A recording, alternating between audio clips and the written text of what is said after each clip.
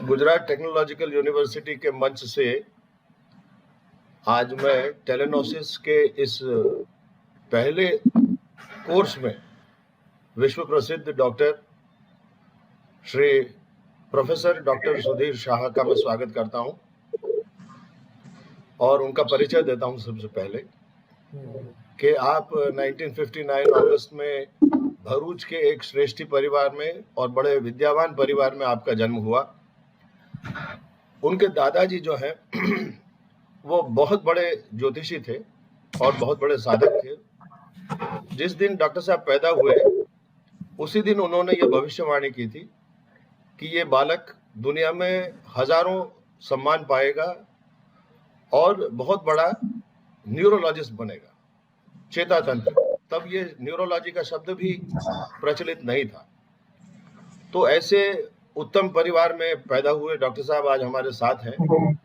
इनके साथ एक बड़ा अच्छा सुयोग हुआ कि जब ये हॉस्टल में पढ़ते थे 1964 में अहमदाबाद में, तब एक ज्योतिषी इनके हॉस्टल में आए और वो पामिस्ट थे और उन्होंने सबका हाथ देखा इधर उधर और इनके पास आकर कहा कि आपका जो फला मित्र है वो आत्महत्या करने वाला है।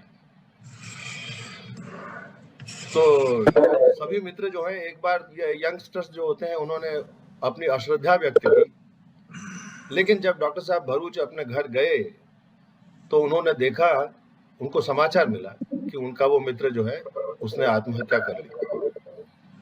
डॉक्टर साहब एक विद्यावान, बड़े आतुर, बड़े ईगर व्यक्ति हैं। तो वो जैसे ही अहमदाबाद वापस आए उन्होंने जितनी भी किताबें हस्तरेखा शास्त्र पर प्राप्त हो सकी सारी की सारी किताबें अहमदाबाद में जो लाइब्रेरीज में थी वो पढ़ना शुरू कर दी और 6-8 महीने में सारी किताबें पढ़ ली। तब से इनका गहरा इंटरेस्ट है पामिस्ट्री में, ज्योतिष में। आप बहुत अच्छे जानकार हैं संस्कृत भाषा के। संस्कृत भारती संस्कृत परीक्षा उन्होंने पास की है। बहुत अच्छे गाते हैं, बहुत अच्छा लिखते हैं, बहुत अच्छे कवि हैं डॉक्टर साहब, बहुत अच्छा हारमोनियम बजाते हैं।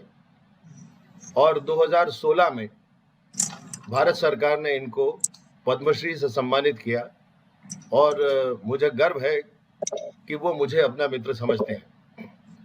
आपकी एक और एक बहुत बड़ी उपलब्धि है जो हमारे देश के लिए बहुत बड़ी उपलब्धि मानता हूं मैं, कि गुजरात में अंबाजी का जो मंदिर है वहां पर एक साधक रहा करते थे जिनका नाम था श्री जानी, और वो सूर्योपासक थे। सिर्फ 20 मिनट 25 मिनट सूर्य के प्रकाश में बैठते थे और न उन्होंने कभी कुछ खाया, न कभी कुछ पिया, न कभी बाथरूम गए। तो ऐसे महान व्यक्ति को डॉक्टरों की एक टीम के पास रखा गया, 21 दिन का प्रयोग किया गया जिसकी अध्यक्षता डॉक्टर सुधीर शाह ने की, और उस पर एक बड़ी सुविस्तृत रिपोर्ट बन रही है या बन चुकी होगी, मुझे इसके बारे में मालूम नहीं है। लेकिन उन्होंने वो डीएनए सैंपल दूसरे देशों में भेजने से रोक लिया क्योंकि भारत में ऐसे अच्छे डॉक्टर उपलब्ध हैं जो भारत की संस्कृति पर रिसर्च कर उसका निष्कर्ष निकालेंगे। आप जो हैं दर्दियों के बहुत ही नजदीक रहते हैं, तो मैं ज्यादा वक्त लेते हुए मैं आपको जिगर मुरादाबादी की 4 पंक्तियां सुनाता हूं कि सामने वाले का दर्द समझना जो है वो डॉक्टर साहब की कला है। ये सबब है कि तड़प सीना है हर साज में है, मेरी आवाज भी तेरी आवाज में, मेरी आवाज भी शामिल तेरी आवाज में है, गोशे मुश्ताक की क्या बात है अल्लाह अल्लाह, सुन रहा हूं मैं वो नगमा जो अभी साज में है। तो हस्तरेखा, किसी के दिल का दर्द, ये दूर से समझ लेने की कला डॉक्टर साहब को बहैसियत डॉक्टर तो हासिल है ही, लेकिन साथ में वो एक अच्छे ज्योतिषी के रूप में आज हमारे सामने आए हैं। मेरे गुरुजी महेंद्र रावल भी आज हमारे साथ हैं और धरोहर की जो डायरेक्टर हैं श्रुति आणे राव, वो भी हमारे साथ हैं आज। तो मैं डॉक्टर साहब को विनती करता हूँ कि वो हमें इस विषय पर प्रकाश डालें कि समुद्रिक शास्त्र और मेडिकल निदान किस तरह से जुड़े हुए हैं। डॉक्टर साहब प्लीज। सबको प्यार भरा प्रणाम। हेमंत भाई हमारे पूजनीय वडील है, विद्वान है, ज्ञाता है। उनकी बातों में नम्रता है, उसके साथ मेरे प्रति थोड़ा ज्यादा सा प्यार है, इसलिए बातें थोड़ी बढ़ा के कहते होंगे। मैं एक आप सबकी तरह एक सामान्य मानवी हूँ और सत्य की खोज में निकला हुआ हूँ, और ज्ञान प्राप्ति और ज्ञान को बटोरना वो मेरा जीवन का संदेश है। बात इतनी गहन और महान है, और सबसे पहला डिस्क्लोजर तो ये है कि मैंने ज्योतिष शास्त्र पे कभी प्रवचन देना है ऐसा सोचा भी नहीं था जीवन में। पामिस्ट्री वगैरह के ऊपर मैं कहीं कभी बोलूंगा वो भी मैंने सोचा नहीं था, और आज सडनली ये बात मेरे सामने आई है। मैं टाल नहीं सका, पर मैं थोड़े बहुत विचार इधर उधर करके, ये कोई कोहेरेंस में हो ऐसा जरूरी नहीं है, पर कुछ बातें मैं जरूर करूंगा। लियोनार्डो विंसी ने कहीं कहा था, वो बहुत प्रोफाउंड स्टेटमेंट है। He said that everything is connected to everything else. You have to develop an eye to see. दुनिया में हरेक चीज दूसरी हरेक चीज से जुड़ी हुई है, और ये आपको, आपका ज्ञान सीमित है इसलिए आप जान नहीं सकते, लेकिन मैं एक पत्ता तोड़ के आपके बारे में बता सकता हूँ, आपके हाथों की लकीर से बता सकता हूँ, आपके चलने के ढंग से बता सकता हूँ, आपके आवाज से बता सकता हूँ, आपका भूत भविष्य बता सकता हूँ, आपके हैंडराइटिंग से बता सकता हूँ, आपकी सांस से बता सकता हूँ, आपके नाक की ऑर्डर से बता सकता हूँ, आपकी कुंडली से बता सकता हूँ। ऐसे इससे ज्ञानियों और विद्वानों को मुझे मिलने का सौभाग्य हुआ है कि जो लोग खाली आदमी को दूर से, जिसका मात्र फोटोग्राफ देख के उसके बारे में काफी चीजें बता सकते हैं, और कर्ण पिशाचिनी वाले तो सामने बैठ के आपके बारे में पूरा भूतकाल बता सकते हैं। हालांकि भविष्य के बारे में उनका लिमिटेड प्रोजेक्शन होता है। तो वेद काल में भी, वेदों में कहीं न कहीं अपरोक्ष अप्रत्यक्ष अप्रत्यक्ष परोक्ष रूप से कहीं न कहीं ये ग्रहों के बारे में लिखा है, और बहुत सी पुराने शास्त्रों में भी उसका वर्णन है। पाराशर से लेके अभी लेटेस्ट जो साइंटिस्ट है उन्होंने भी उसके ऊपर बहुत काम किया है, और मैं तो न्यूरोलॉजिस्ट साइंटिस्ट हूँ, मेरा काम रिसर्च का है। तो आपको ऐसी जरूर ऐसी शंका होगी या तो ऐसा ताजुब भी होगा कि एक डॉक्टर इसमें कैसे इन्वॉल्व हुआ। तो जैसे भाई साहब ने बताया कि जो एक प्रसंग जो हुआ, वो चीज मेरे दादाजी ने ऑलरेडी कहा था, लिखा था मेरी कुंडली में कि ये कुछ ऐसे ग्रह है कि जिसकी वजह से उनको गूढ़ विद्या में ज्ञान प्राप्ति का अवकाश रहेगा। और उन्होंने ये स्पष्ट लिखा कि आप भले न्यूरोलॉजिस्ट या कार्डियोलॉजिस्ट तो होंगे, पर गूढ़ शास्त्र में आप प्रवीण हो सकते हैं, पर आप ज्यादा करके ज्योतिष या उसके स्तर के विज्ञान या तंत्र शास्त्र वगैरह में मत ज्यादा प्रयत्न करना। तो अध्यात्म और वैसे गहन और पवित्र शास्त्रों में ज्यादा जाना है। इनका ये मानना था कि जो चीज ईश्वर ने पर्दा करके रखी है, हमें उसको ज्यादा खोलने की कोशिश नहीं करने की। उसके लिए जो आत्मा की समृद्धि चाहिए और पवित्रता चाहिए, और ज्योतिष शास्त्र का कहीं भी सूक्ष्म तरीके से विक्रय न हो, ऐसी शर्तों हो, तभी ये शास्त्र आपको बाधा नहीं देता और आपकी और समाज की उन्नति या कल्याण कर सकता है। तो इतनी कड़ी शर्तें हैं ये शास्त्र में। आपको तो पता होगा कि पहले के ज़माने में जो वैद्य या डॉक्टर हुआ करते थे, वो बहुत से और काम भी करते थे, वो सर्जरी भी किया करते थे, छोटे-मोटे नस्तर काटते थे, साथ में कुछ लग्न वगैरह विधि भी गौर की तरह करते थे, कोई ज्योतिष भी देखता था, कोई और कुछ पढ़ाता भी था, गुरु भी था। तो वैसे उस ज़माने से लेके अभी आज की तासीर देखो, तो हम लोग डॉक्टर हुए, डॉक्टरी में फिर मेडिसिन और सर्जरी और गायनेक हो गया, फिर मेडिसिन में 18 ब्रांच हो गई, उसमें सब स्पेशलिटी हो गई, अब न्यूरोलॉजिस्ट हो गई। अब मेरी बेटी न्यूरोलॉजिस्ट होके मूवमेंट डिसऑर्डर, मात्र पार्किंसन पढ़ने को जा रही है।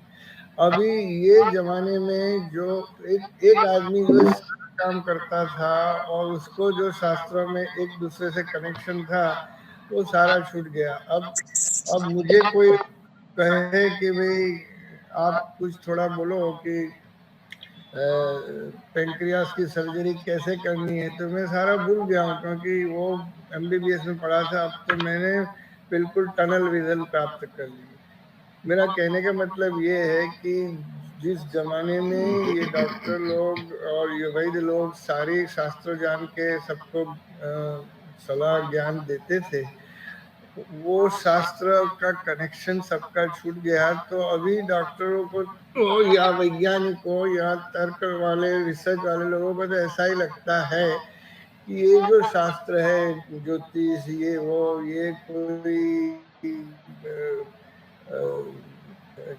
साइंटिफिक दायरे में आ नहीं सकते, और ये लोग ऐसा मानते हैं कि ये सब हम्बग है।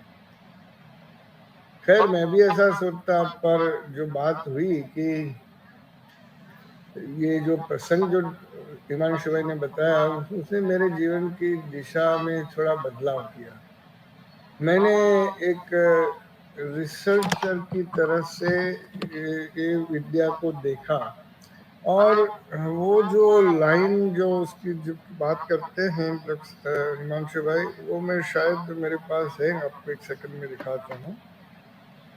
वो कैसी दिखती है?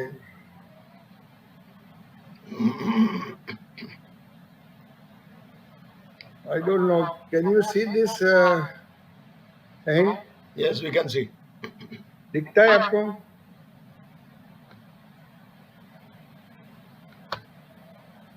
हैंड दिखता है आपको? जी हाँ, दिखता है। या तो उसमें ये जो लाइन है, ये जो नीचे जा रही है, वो हेडलाइन है। खैर ये लाइन, ये जो एमेच्योर पामिस्ट था, उसने दिखाया था कि ये लाइन की वजह से Mr. Chandu, who was studying in second MBBS at that time, he said that this fellow will do suicide in coming times, within few months. And we all ignored. There was 1974, but within a month after this incident, I heard the news that he had committed suicide. मेरे दिमाग में दो प्रश्न आए कि इतना सटीक तरीके से कोई रियली कह सकता है कि आदमी सच में सुसाइड करेगा? और दूसरा महत्वपूर्ण सवाल कि अगर ये है तो क्या हम प्रिवेंट कर सकते हैं? मैं ये तो नहीं कह सकता कि दोनों प्रश्न का जवाब मुझे मिल गया है, पर ये जरूर बात है कि इसमें मेरा काफी मनोमंथन, संशोधन चल रहा है।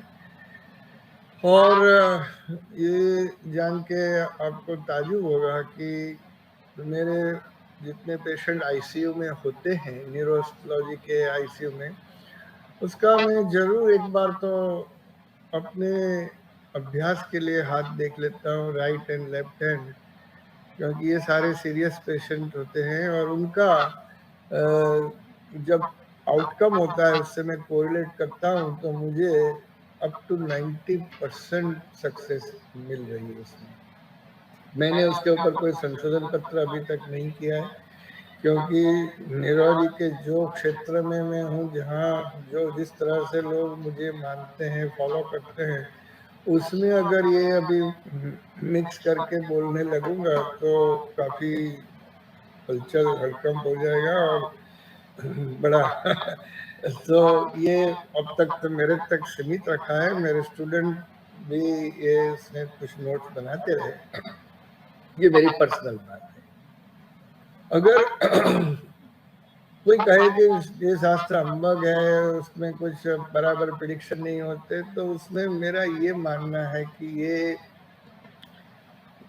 जानकार की विद्या का एक सीमा है, उसका ज्ञान कम पड़ रहा है, इसलिए ये सब होता है। जितना आदमी और डीप में जाए, उसको और द्वार खुलते जाते हैं। एक बात ये है।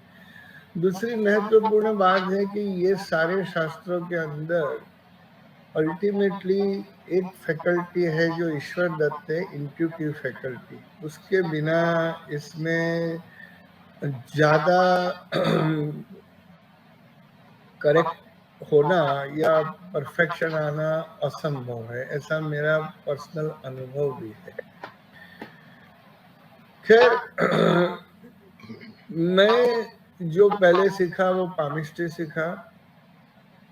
मैं ज्यादा तो ऐसे क्लेम नहीं करना चाहता हूँ, but I must have seen more than 10,000 और शायद उससे भी ज्यादा हैंड्स देखे होंगे।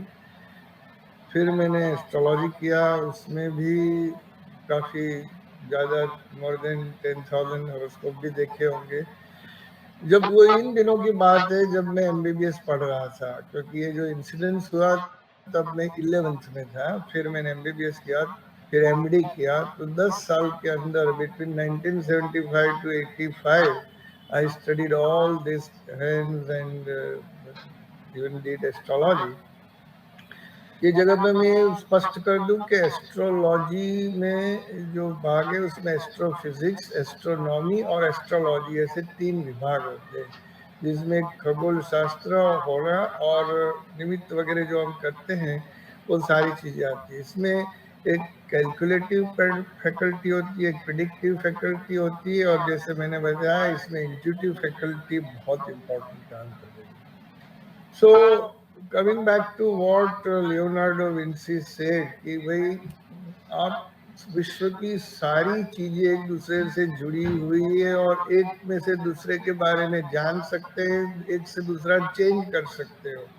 तंत्र शास्त्र का प्रिंसिपल यही है कि आप यहाँ से कुछ करके पूरे विश्व की संस्थान संरचना में कहीं ना कहीं चेंज कर सकते हो। आपकी मनोशक्ति और टेक्नोलॉजी आप क्या यूज करते हैं। और आज तो टेक्नोलॉजी आप जानते हैं कि यहाँ से हम एक सेकंड में अमेरिका के बारे में, रशिया के बारे में देख सकते हैं, जान सकते हैं। तो ये सारी जो टेक्नोलॉजी है वो भी ये इसके दायरे में आती है। इसके अलावा न्यूमरोलॉजी है, इसके अलावा बहुत से साइंस जैसे रावल साहब ने आपको पढ़ाए होंगे, पर मैं ज़्यादातर ये 3 चीज़ का समन्वय करता हूँ। और व्यस्तता की वजह से मैंने ये चीज़ को बिल्कुल बढ़ावा नहीं दिया है। और जैसे मेरे दादाजी ने बताया था, मैं 1995 के बाद ज़्यादा करके आत्मज्ञान और मेरी साधना में और जुड़ा हूँ। पर कहीं न कहीं मेरा टच समहाउ एस्ट्रोलॉजी पामिस्ट्री से रहा। और जैसे मैंने बताया कि मेरे पेशेंट की ये जो मेरी रिसर्च चल रही है उसमें मुझे कुछ न कुछ वो गाइडेंस ज़रूर देता है। बहुत सब दफ़ा ऐसा होता है कि पेशेंट मेरे क्लिनिक में मेरा डोर खोल के अंदर आता है, तो उसी सेकंड पे मुझे समहाउ उसका डायग्नोसिस मालूम पड़ जाता है। हर टाइम नहीं होता है ऐसा, 10 में से 1 बार ऐसा होता है। या फिर मैं उसको टच करता हूँ तो स्पर्श से ज्ञान होता है कि उसको शायद ये सिस्टम में यहीं कुछ गड़बड़ हो सकती है। मैं तो हूँ न्यूरोलॉजिस्ट, पर मैंने बहुत सी बार किसी का लीवर का कैंसर डायग्नोसिस किया या किसी का पैराथायरॉइड की ट्यूमर निकाली है, किसी का अभी कुछ दिन पहले हमारे वहाँ मेरे एक रिलेटिव आए थे, तो चल के मेरी रूम में एंटर हुए, तो मैंने बोला कि भाभी आप अपना थायराइड स्कैन कराओ, पीछे ग्रंथि में कुछ गड़बड़ लग रही है, और उसी का पैराथायराइड का कैंसर की ट्रीटमेंट अभी थोड़े समय पहले संपन्न हुई। तो मुझे भी ये हैरानी होती है, मैं भी एक वैज्ञानिक हूँ, मैं कोई ये अपना ट्रम्पेट बीटने वाला नहीं हूँ। मुझे ऐसा होता है कि क्या चीज़ है, how that this is possible, I mean it is amazing. So इतनी सारी चीजें विश्व में फैली हुई, उसमें से आपका माइंड कैसे सिग्नल पकड़ता है एक बात है, और सिग्नल पकड़ने के लिए somehow we use some instruments like palm, astrological chart और न्यूमरोलॉजिकल थिंग।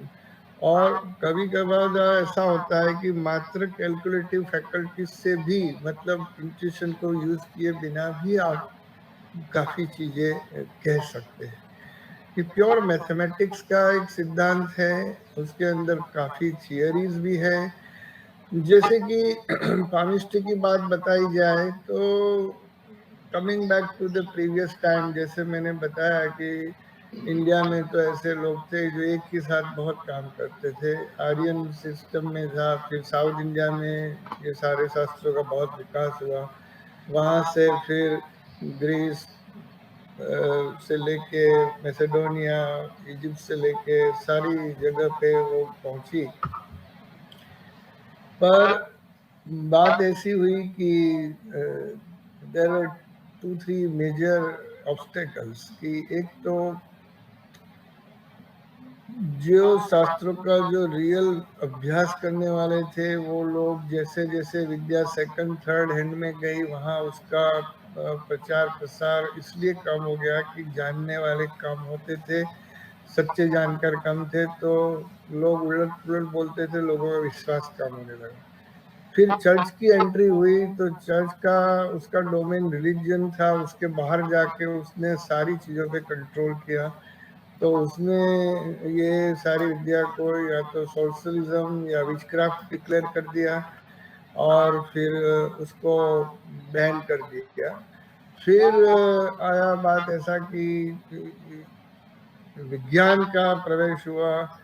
वो आप जानते हैं, रेने डेकार्ट है और दिस दैट, ऐसे लोगों ने जो साइंस का दायरा बनाया, उसमें इंद्रियों से जो आप मेजर करते हैं वैसी ही चीज़ों को विज्ञान बताया। इसलिए ये जो अतीन्द्रिय ज्ञान है, या जिसमें कोई जिस तरह से लेबोरेटरी में एक्सपेरिमेंट होने चाहिए वो करने वाले लोग हमारे पास थे नहीं, क्योंकि विज्ञान हमारे पास अलग तरीके से देखा जाता था। Induction science and deduction science दो अलग साइंस, आप जानते हैं, आप जानकार। तो उसकी वजह से ये बाहर के लोगों ने ये बोला कि ये सारा बकवास है, तो हम धीरे धीरे इंग्लिश इन्फ्लुएंस की वजह से हमने भी ऐसा मानना शुरू किया कि सब बराबर नहीं है। पर कीरो was one of the important person who brought palmistry into the limelight। उसने बहुत बड़ा काम किया। उसने, आपको सबको मेरा निवेदन है कि लैंग्वेज ऑफ हैंड बाय कीरो, ये बुक आपको पढ़नी चाहिए। जिन जिन को इसमें इंटरेस्ट है, you should read that book. उसमें फर्स्ट जो इंट्रोडक्टरी चैप्टर है, केस ऑफ डिफेंस करके, उसने उसने काफ़ी चीज़ें रखी हैं जो आपको पढ़नी चाहिए। और दूसरा एक जो है विलियम बेनहाम का जो एक बुक है, वो भी आपको पढ़ना चाहिए, जिसमें सेलेस्टियल साइंस के ऊपर उसने लिखा है। उसका एक जो बुक है उसका नाम है the laws of scientific hand reading, a practical treatise on the art of commonly called palmistry। So William Benham, वो सारे लोगों ने उसके ऊपर काफी संशोधन भी दिया है और काम भी किया है। तो इन शॉर्ट अगर ऐसा बताया जाए कि पामिस्ट्री के अंदर ऐसा कहा जाता है कि ये जो पूरा हाथ है, उसके अंदर जो क्यूटिकल्स है, जो स्किन की जो है, वो इतनी सेंसिटिव है जितनी नर्व्स यहाँ पे है शरीर के कोई भी हिस्से में नहीं है। कहने का तात्पर्य ये है कि नर्वस सिस्टम से हैंड सबसे ज़्यादा जुड़ा हुआ है। इतना सेंसिटिव 1 मिलीमीटर के डीप का पार्ट भी ये ग्रहण कर सकता है। इसके लिए जो ब्रेन की और माइंड की जो भी गतिविधियां हैं वो हैंड की जो गतिविधियां माइंड दोनों बहुत ही डीपली कनेक्टेड है। दूसरा यहाँ एक मिजनस कॉर्टिसल्स नाम की एक सेंसिटिव ऑर्गन्स है, ऑर्गेनिल्स कह सकते हैं, जो टच वगैरह को करती है, संवेदना को पहुंचाती है। वो मात्र यहाँ तक है, जिसको रिस्ट का पार्ट है वहां तक ही है, और ये और कहीं नहीं है। ऐसा पाँव के अंदर सोल में है। तो मिजनस कॉर्टिसल्स भी एक ऐसी संवेदनापूर्ण चीज है कि जो नर्वस सिस्टम के साथ रिलेटेड है। दूसरी बात जो आती है कि जो formation of different mounts and lines वगैरह होती है, उसका कहते हैं कि इंडेक्स फिंगर के टिप से शुरू होकर सारी फॉर्मेशन होती है। ये जो लाइन्स है उसमें इसको लाइफ लाइन कहते हैं, इसको हेड लाइन कहते हैं, इसको हेल्थ इसको हार्ट लाइन कहते हैं। यहाँ एक आती है जो हम फेट लाइन कहते हैं। यहाँ से जो नीचे जाती है वो सूर्य रेखा है। यहाँ हिपेटिका मतलब लिवर लाइन है।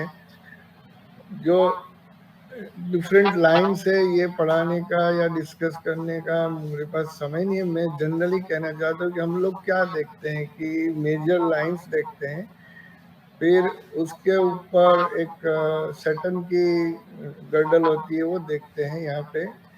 देन यहाँ अगर यहाँ कोई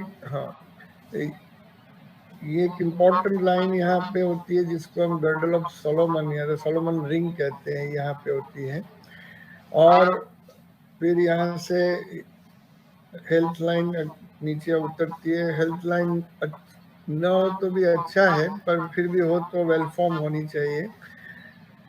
लाइन के बाद हम माउंट्स की स्टडी करते हैं। जैसे ये हर एक माउंट का एक एक पार्ट है, जैसे वीनस का है, upper Mars, lower Mars, Jupiter, Saturn, sun, Mercury, ऐसे अलग अलग माउंट्स होते हैं जिसको हम स्टडी करते हैं। फिर कोई इम्पोर्टेंट लाइंस एंड साइंस जो एक्स्ट्रा इसका स्टडी करते हैं, फिंगर्स का फॉर्मेशन, हैंड का फॉर्मेशन, नेल का फॉर्मेशन। अब एक बात देखो कि सूर्य और चंद्र की गति कैसे हमें असर करती है कि जो भी ग्रह वगैरह है उसको दो तरीके से शास्त्र बताता है। एक शास्त्र ऐसा बताता है कि these are merely reflection. You are born at particular time because of your previous birth's karma, and that is why you got born at this particular time. And उस टाइम जो ग्रहों की स्थिति है उसके ऊपर से वो रिफ्लेक्शन, जैसे हम मिरर में रिफ्लेक्शन देख के बता सकते हैं, वैसे बता सकते हैं कि आपका साथ ऐसा ऐसा प्रारब्ध कर्म है और आप ये दिशा में काम कर सकते हैं। मतलब that gives a guidance. But ये जिंदगी में जो कर्म करने वाले हैं उसकी जगह छोड़ दी जाती है, क्योंकि अदरवाइज फ्री विल का कोई मतलब नहीं रहता है। So we have to give importance to free will also, that शास्त्र ऐसा कह रहा है। दूसरा बात यह होता है कि some of the astrologers and palmist believe कि नहीं, ये जो है कि ये रिफ्लेक्शन नहीं है, आपके ऊपर ग्रहों की डायरेक्ट असर है। जैसे जैसे celestial changes occur you have influences. जो भी हो, बात तो सिंपल है कि पूनम के दिन हमारे देखने में आता है कि समुद्र में भरती आती है और अमास के दिन उसका रिसीड होता है वाटर। तो बॉडी में भी 64% वाटर है। तो हमारे शरीर के अंदर भी प्रयोग बहुत किए गए हैं। मैं कुछ नाम भी बता सकता हूँ कि बहुत से करंट साइंटिस्ट ने भी इतना सारा काम किया है, बट कुछ कारण से कुछ चीज़ें बाहर आती है, कुछ नहीं आती है, वो भी मैं बताऊँगा। पर हमारे शरीर में भी इतना वाटर जो अप डाउन होता है और पीएच के चेंजेस होते हैं, उससे हमारे व्यवहार में, वर्तन में फ़र्क आता है। एक आदमी सुबह से शाम में 1000 विचार करता है, 1000 वृत्तियाँ चेंज होती है, और आज मैं जिस तरह से सोचता हूँ, कल मैं अलग सोचता हूँ, अमास के दिन मेरा विचार अलग हो जाएगा, ऐसा हो सकता है। कुछ डॉक्टर ऐसा मानते हैं कि अमास के दिन ऑपरेशन नहीं करना चाहिए। ये डॉक्टर की बात कर रहा हूँ, मेरा दोस्त है, दो सर्जन है, वो लोग बोलते डॉक्टर मैं ये 2 दिन में नहीं ऑपरेट करूँगा। हमारे साइकियाट्रिस्ट लोग पूनम आने से डरने लगते हैं, क्योंकि कुछ जो मेंटल दर्दी होते हैं, जो पेशेंट्स होते हैं, उनका वाटर चेंजेस और पीएच चेंज की वजह से उनका ल्यूनेटिक टेंडेंसी बढ़ जाता है, स्किज़ोफ्रेनिया, साइकोसिस वो भी बढ़ता है। रूमेटिज्म वाले दर्दियों को भी अगर आप ध्यान से देखो तो उनकी भी एक साइकिल होती है। पानी का प्रभाव बढ़ता है तो उनके पेन में, जॉइंट के दर्द में फर्क आता है, और अमास में और होता है। आमतौर से जीवन का जो प्राण शक्ति है वो 14 समास के आसपास कम होता है, वो मैंने खुद ने भी अपने पेशेंट में देखा है। तो हम लोग थोड़ा एक्स्ट्रा प्रिकॉशन उन दिनों रखते हैं, वो भी एक बात है। और शास्त्र की जितनी गहराई से स्टडी किया जाए, जैसे मैं एक सिंपल एग्जांपल दूं, मेरे पास कुछ नहीं और मैं खाली आपकी बर्थ डेट जानता हूं, तो मैं मात्र न्यूमरोलॉजी से आपके बारे में, अंक शास्त्र से आपका, अगर मान लो आपका जन्म लियो में हुआ है 22 से 21 जुलाई के बीच में, आई मीन 22 जुलाई से 21 अगस्त के बीच में, तो मैं आपके बारे में लियो की जनरल पर्सनालिटी के बारे में बता सकूंगा, उससे ज़्यादा मेरा परसेप्शन नहीं जाएगा। पर अगर मैं आपका हाथ साथ में देखता हूँ तो मैं आपके बारे में काफ़ी और डिटेल दे सकता हूँ। और अगर मेरे पास आपकी बर्थ चार्ट है तो मैं आपके मंथ, डेट वगैरह के साथ और कुछ चीज़ें जो हाँ छूट गई वो भी दे सकता हूँ। लेकिन पामिस्ट्री एस्ट्रोलॉजी में फ़र्क क्या है? एस्ट्रोलॉजिकल चार्ट में बर्थ डेट, प्लेस, टाइम में कहीं न कहीं गड़बड़ हो गई तो पूरा कोर्स ही बदल जाएगा और कहीं न कहीं और चले जाएँगे। हाथ में तो आपका हाथ है भाई साहब, उसमें तो मतलब गलत जाने के चांस पामिस्ट्री में कम है, इसलिए हमेशा एक एस्ट्रोलॉजर को चाहिए कि थोड़ा पामिस्ट्री का स्टडी करके उसका कोरिलेशन करना चाहिए। एक बहुत महत्वपूर्ण चीज़ मैंने ये सीखी। दूसरा कि जितना डीप में जाए, जैसे पामिस्ट्री देख के बाद में एस्ट्रोलॉजिकल करके जरा जाऊंगा तो मैं और डीप में बता सकता हूँ। फिर मैंने उसकी महादशा का स्टडी किया, योगिनी दशा का स्टडी किया, नवमांश देखा, चंद्र कुंडली देखा, गोचर देखा, उसकी अभी की पनौती या साढ़े है कि नहीं वो देखी, तो मैं और डिटेल बता सकता हूँ एज फॉर एग्जाम्पल। तो अगर मैं नहीं जानता हूँ और फिर मैं कुछ भी प्रिडिक्शन कर दूं और गलत आए तो शास्त्र को बदनाम नहीं कर सकते।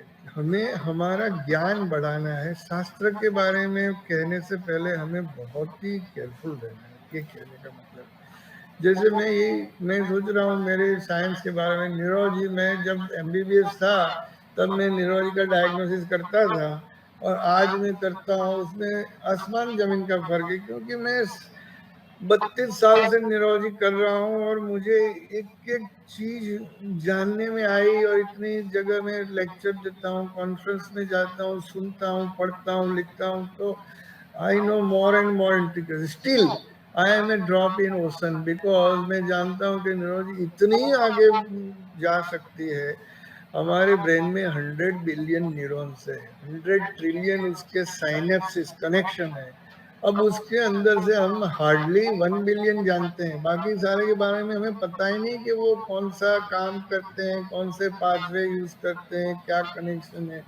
तो मैं कैसे कह सकता हूँ? ऐसे इतना अनंत साइंस है, विज्ञान, ज्योतिष शास्त्र के जो मैं बात कर रहा हूँ, तो उसमें हम क्या जानते हैं भाई साहब, हमें क्या हक है इसको। अब बात रही उसका साइंटिफिक प्रूफ की, तो बहुत सी किताबें हैं, लेकिन एक दो तीन चीज आपको समझनी चाहिए कि जो एक तो शारीरिक असर है, दूसरी रासायनिक असर है, तीसरी मनोवैज्ञानिक और न्यूरोलॉजिकल असर है। वो सारे के बारे में काफी संशोधन हुआ है। जैसे सूर्य चंद्र के बारे में मैंने आपको बताया, फिर आपको ये भी पता होगा कि जो धरती कंप या प्राकृतिक और नेचुरल कैलेमिटीज आती है, जो भूगोल के फिर फर्क आते हैं। जैसे कुछ आप जाए अगर जो मुझे पता नहीं आप में से कितने लोगों ने ये नॉर्थ पोल के आसपास जो दिखते हैं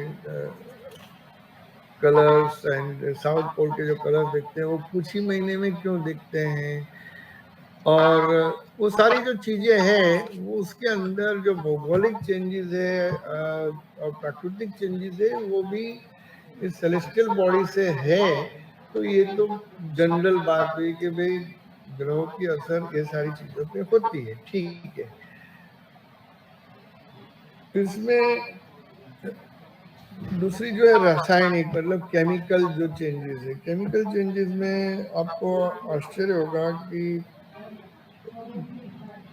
लेबोरेटरी में जो रासायनिक प्रयोग होते हैं उसमें समटाइम्स व्हाट वी सी कि जो अर्थ का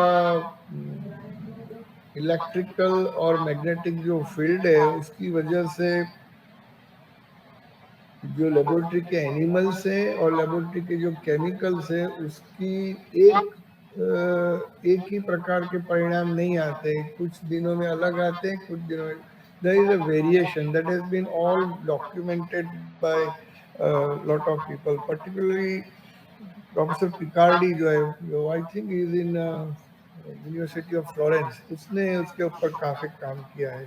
और जो कॉस्मिक रेज है जो शरीर में और पृथ्वी से दाखिल होते हैं उससे भी हमारे शरीर में काफी बदलाव आते हैं।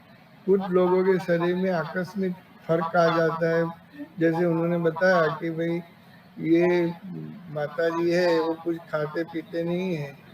There is one of the theories कि कुछ लोग के बायोलॉजी चेंज हो जाती है क्योंकि they undergo some cosmic radiation unknowingly and then the whole biology changes. I have some examples and there is a book on that also.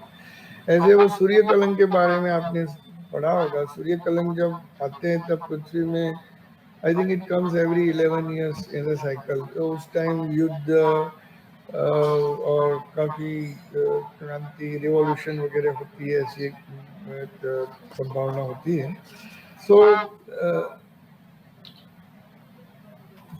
धरतीकंप के बारे में बीच में एक स्टडी आई थी, I think science journal of science में था कि सूर्य और चंद्र की जब युति होती है तब धरतीकंप होने की संभावना सबसे ज्यादा बढ़ जाती है।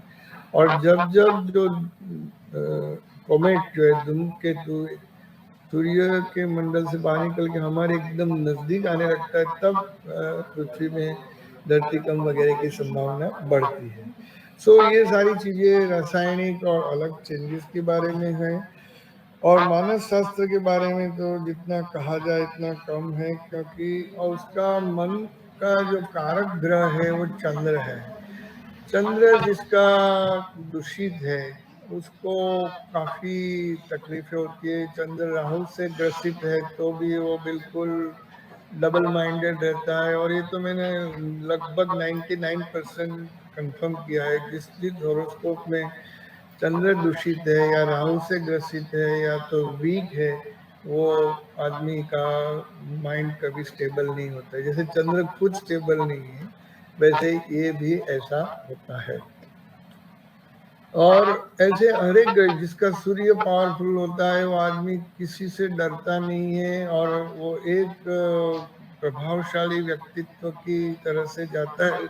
जिसका गुरु पावरफुल होता है वो विद्वान, ज्ञानी और वो भी प्रभावशाली होता है, पर वो गुरु बीइंग अ गुड प्लैनेट, आदमी एकदम अच्छे विचार वाले होते हैं। गुरु चंद्र की जिसको गजकेसरी योग वाली होती है, उसके उसके जीवन में बहुत से उपलब्धियां होती है। सारी चीजें तो आपने थोड़ी बहुत सीखी भी होगी और पढ़ते भी होंगे, पर मेरा कहना है कि कुछ जो योग है वो बिल्कुल अफर योग है। कुछ लोग योग है वो थोड़े दूसरे सपोर्ट से हम कह सकते हैं कि भाई ये अगर इसके साथ ये है तो उसका महत्व बढ़ता है। वैसी बहुत सी बातें हैं। Now coming back to palmistry, आज मैं आपको खाली हेडलाइन के बारे में कुछ बातें बताना चाहूंगा, क्योंकि हेडलाइन ये हमारी न्यूरोलॉजी की मेन लाइन है और इसके ऊपर मेरा थोड़ा स्टडी ज्यादा है।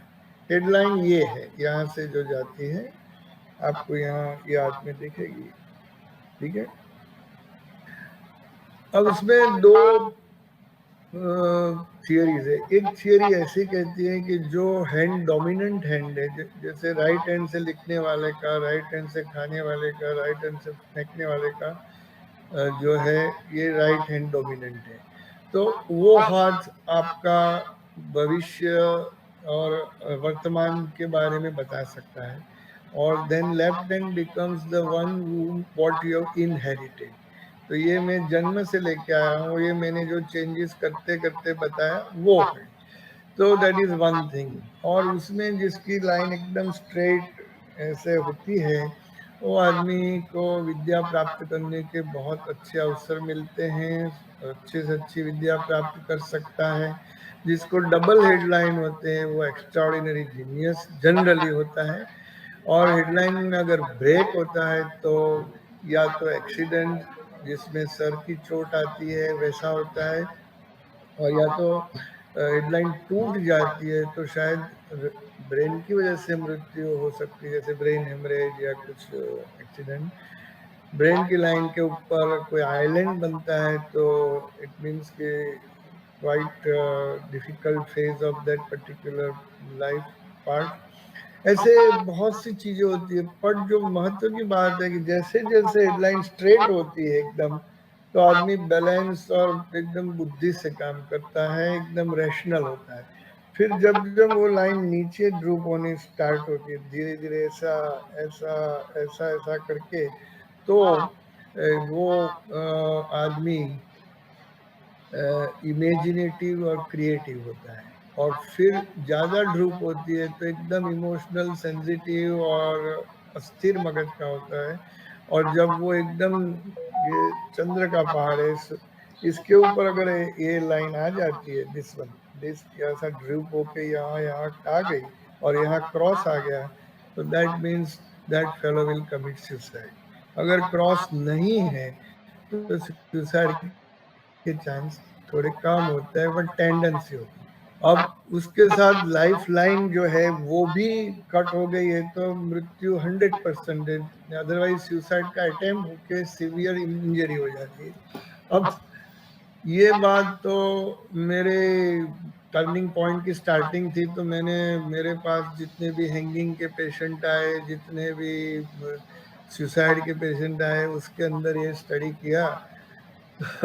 मुझे मुझे बहुत ताजुब हुआ और आपको आश्चर्य होगा कि 95% times this line correlates with the so ये genius is akin to insanity जो बात करते हैं, जैसे आपका स्ट्रेट रैशनल हेडलाइन से इमेजिनेटिव क्रिएटिव होके फिर बिल्कुल यूनेटिक हो जाते हैं और फिर सुसाइडल होता है। जो टर्न जो है वो और चंद्र के ऊपर जाके अटक जाती है, तो Chandra again is a planet of mind और उसके ऊपर जाके क्रॉस करता है। सो ये बहुत ही इंटरेस्टिंग कोरिलेशन मैंने एग्जांपल के तौर पे इसलिए बताया कि you will get inspired to study this science.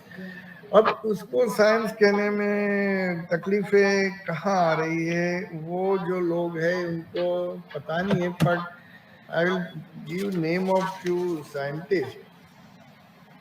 एक तो डॉक्टर बीवी रामन करके थे, जिसको एस्ट्रोलॉजिकल मैगजीन बहुत फेमस है, शायद महेंद्र भाई को और हिमांशु भाई को तो पता रहेगा। उनका prediction about the possibility of second world war and then China war and our bad name with the China affluence and all these things he had predicted long back, but he had given the reasons why this would happen. So long back अकेला prediction नहीं किया, उन्होंने reason दिया कि ऐसा ऐसा हुआ। फिर एक यूएस यूएनओ में एक टास्क फोर्स चलाने वाले भाई थे डॉक्टर नोविकोवा और मेटिस्लो ने एक सूर्य के ऊपर पूरा संशोधन किया कि सूर्य, पृथ्वी और ह्यूमन माइंड, तो उसने काफी संशोधन किया है और वो पेपर भी आज जो लोग एस्ट्रोलॉजी पामिस्ट्री फॉलो करते हैं उसके लिए एक सीमा चिन्ह जैसा पेपर है।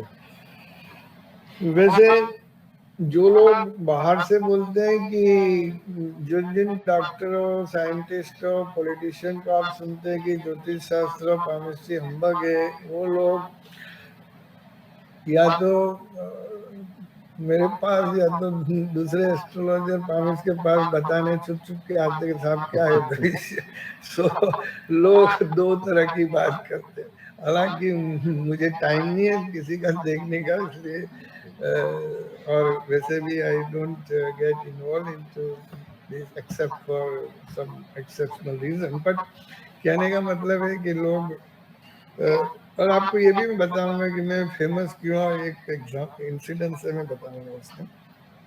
ऐसा एक प्रोफेसर ब्राउन का एक स्टडी है जिसने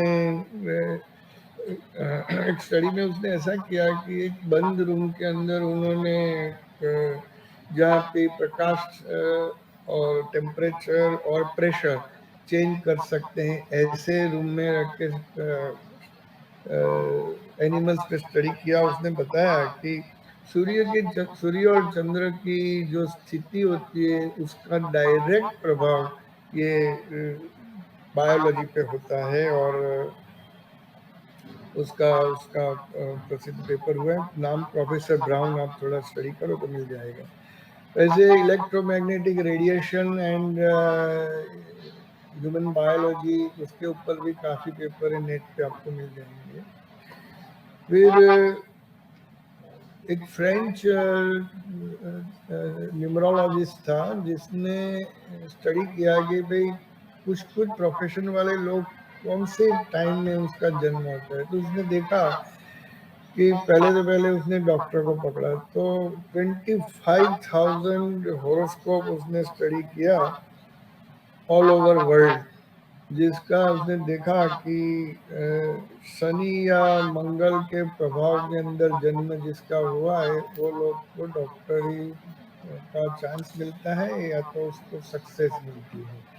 वैसे अलग अलग उन्होंने देखा कि जो पॉलिटिशियन है या लीडर्स है या कुछ डॉक्टर्स है, उसका 10th स्थान में जो गुरु है जुपिटर, उसके साथ कुछ रिलेशन है। ऐसे देखने की बात है कि ये सारे स्टडी इंडिया में नहीं हो रहे। कार्ल जंग is one of the biggest, I would say, physicist, philosopher and who has studied astrology at the depth. He has himself proclaimed in several papers. Karl जंग, आपने अगर नाम सुना है तो बहुत बड़ा साइंटिस्ट, उसने बताया कि भाई ज्योतिष इस शास्त्र अकेले शास्त्र की कैटेगरी में नहीं रखना है, it is a science. because you don't know and because church has declined it, you can't do that. This is a wonderful science, and for any science to be accepted as science, we have to have either logic or observation or mathematics, and surprisingly astrology and other related sciences are able to undergo all these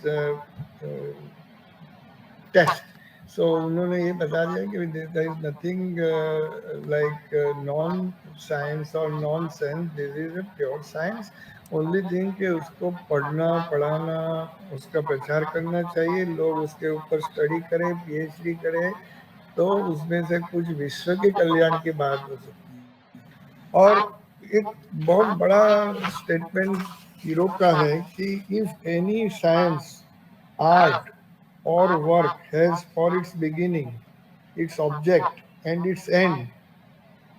If any science, art, or work has for its beginning, comma, its object, and its end, the improvement of humanity and the advancement of the race, then that work, that art or science deserves the encouragement and recognition that is due.